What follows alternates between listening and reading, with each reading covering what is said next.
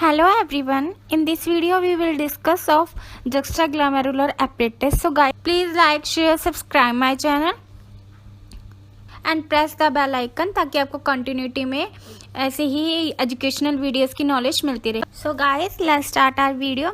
Firstly, we discuss what is juxtaglomerular apparatus. So juxtaglomerular apparatus is a specialized structure that is formed by the distal convoluted tube and the glomerular afferent arterioles, and it is located near the vascular pole of the glomerular, and its main is function to regulate the BP and filtration rate of glomerular. So what is juxtaglomerular apparatus? Is a structure that is formed by the distal convoluted tube and afferent arteriole that is shown in the diagram, and its location is near the vascular pole of the glomerulus, and the main function of it is to maintain the BP and to filtering action of the glomerulus. So this is juxtaglomerular apparatus. Now second we discuss structure of the juxtaglomerular apparatus. So the juxtaglomerular apparatus is formed by the three different structure. First one is macula densa, second one is extraglomerular mesangial cells, and third one is juxtaglomerular cells.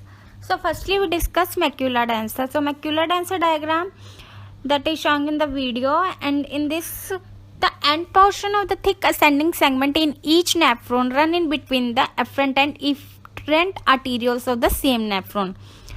Actually it is very close to the afferent arteriole. So macula densa is close to the afferent arteriole that is showing in the diagram, and in part of this segment which lies close to the afferent arterioles, the cuboidal epithelial cells are tightly packed because it is afferent arterioles.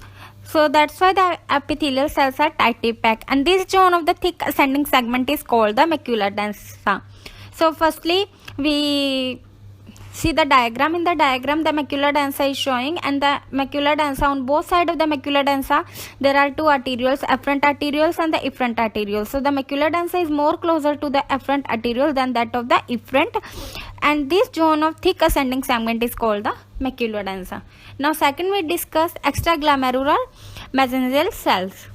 So the diagram showing in the video, this is refers to the extracellular matrix that occupies the region between the glomerular capillary. So the region between the glomerular capillary is known as the extracellular matrix or mesangium cells, and the mesangial cells are most evident at the vascular pole. Some mesangial cells are located outside of the renal corpuscles, and these are the extraglomerular mesangial cells or Lacy cell. The cells that are located outside that are known as the extraglomerular cell or Lacy cell. So this is a extraglomerular mesangial cell that located outside, and that the portion between the glomerular capillary. Now third we discuss juxtaglomerular cell. So juxtaglomerular cell is also termed as a granular cell, that is enlarged and smooth muscle cells of the arterioles, and it contains renin, and it senses the blood pressure because of there is a presence of the baroreceptor that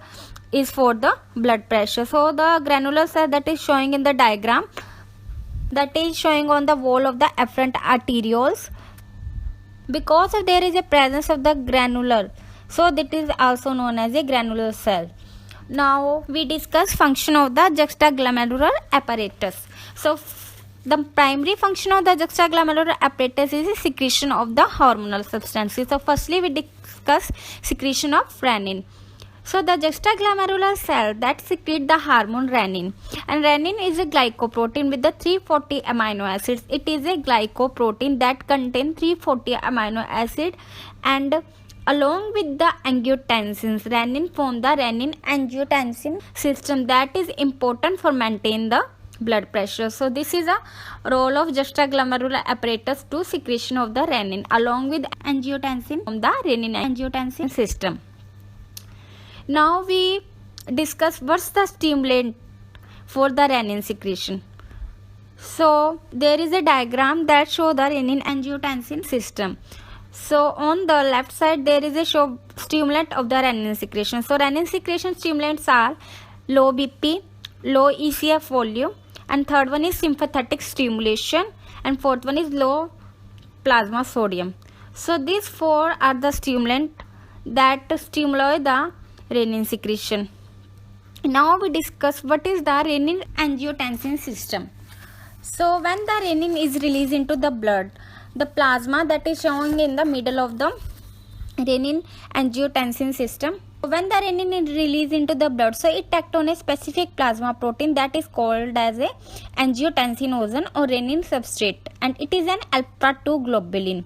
By the activity of the renin, the angiotensinogen is converted into the angiotensin 1, and this angiotensin 1 that is converted into the angiotensin 2 by the presence of the angiotensin converting enzyme, or by the activity of the ACE that is secreted from the lung, or this angiotensin 2 has a short life of about 1 to 2 minutes, so it is rapidly degraded and it is converted into the angiotensin 3 in the presence of the angiotensinase.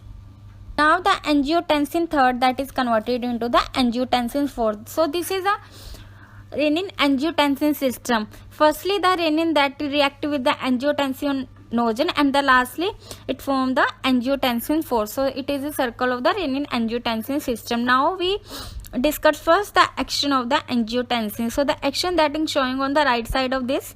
So firstly the angiotensin second sections are, first one is regulate the GFR, regulate the glomerular filtration rate. Second one is increase the BP.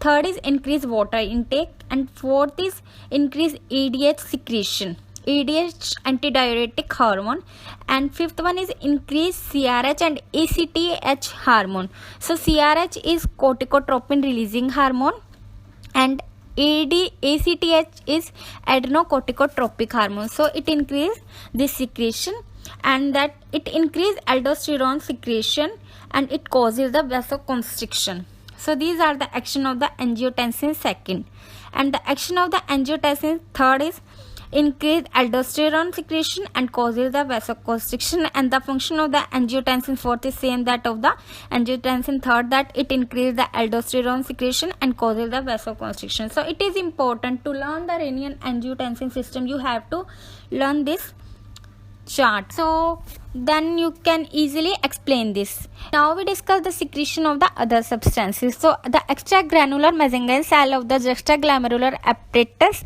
they secrete the prostaglandin, and in vitro secretion of the cytokine like interleukin T and the TNF by the mesenchymal cell is observed recently, and the macula densa that secrete the thrombosin A2.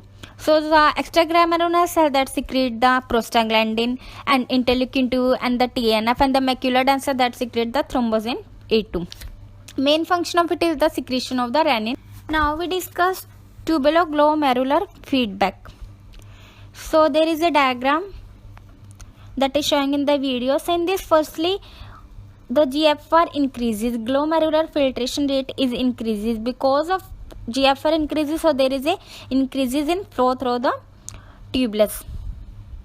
So in the diagram there is a showing number 1, number 2, number 3, number 4 and the number 5. On the number 1 it's showing there is a GFR increases, and the second number it shows that there is a flow through the tubulus increases, and in the third there is a flow past macula densa increases, that is showing in the diagram. And on the fourth point there is a paracrine diffuses from the macula densa to the afferent arterioles. Because of this there is a afferent arterioles constrict, that is showing on the fifth number. Because of this there is a resistance in the afferent arterioles increases because it's constrict, because of the constriction, so resistance increases, and the hydrostatic pressure in the glomerular decreases, as so that's why the GFR decreases. So it is the feedback mechanism of the GFR. Firstly GFR increases, and then the blood flow increases and the macula densa increases, and there is a constriction of the afferent arterioles because there is a resistance increases and the hydrostatic pressure decreases, and that why GFR decreases. So this is a tubuloglomerular feedback, that is a more important, that is generally asked in examination. So guys, in today's video we discuss about juxtaglomerular apparatus. Hope you like this video. So please like, share, subscribe my channel. Thank you.